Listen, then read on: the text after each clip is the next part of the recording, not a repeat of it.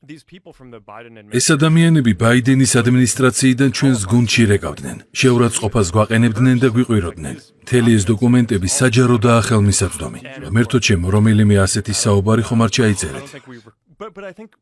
ფიქრობ არა, ეს ჩვენ არ გაგვიკეთებია, მაგრამ გვაქვს იმეილები, რომლებიც იმავე შინაარსისაა და საჯაროდ არის გამოქვეყნებული.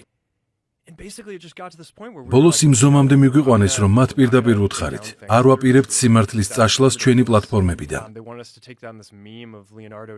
ეს უბრალოდ სასაცილო იქნებოდა. ისინი გთხოვდნენ ლეონარდო დიკაპრიოს მიმის წაშლას, სადაც ის ტელევიზორს უყურებს და COVID ვაქცინის შესახებ არსებულ პოლიტიკას აშარჟებს.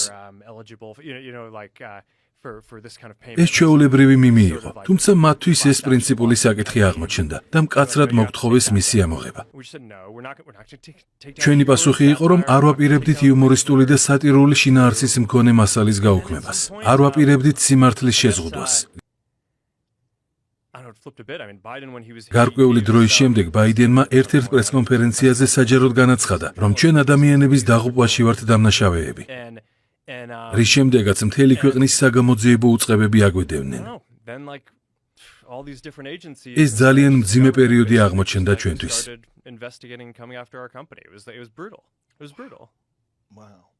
პანდემიის დასაწყისში გავიაზრეთ, რომ აუცილებელი იყო ანგარიში გაგვეწია მთავრობისა და ჯანდაცვის უწყებისთვის. იმის შესახებ, თუ როგორი უნდა ყოფილიყო ჩვენი პოლიტიკა COVID-თან დაკავშირებით.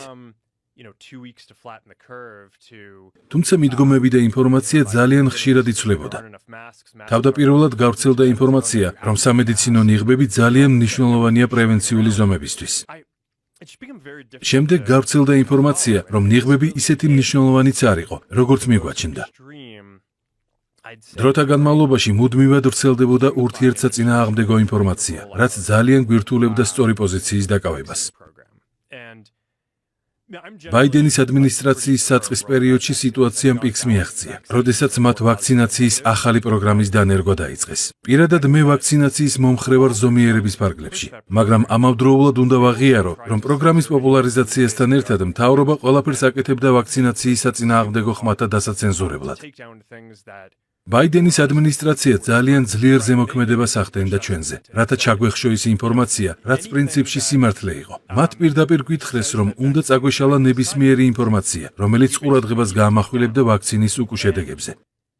ჩვენ ამაზე დავფიქრდით და მივიჩნიეთ, რომ ეს ფუნდამენტურად არასწორი ნაბიჯი იქნებოდა.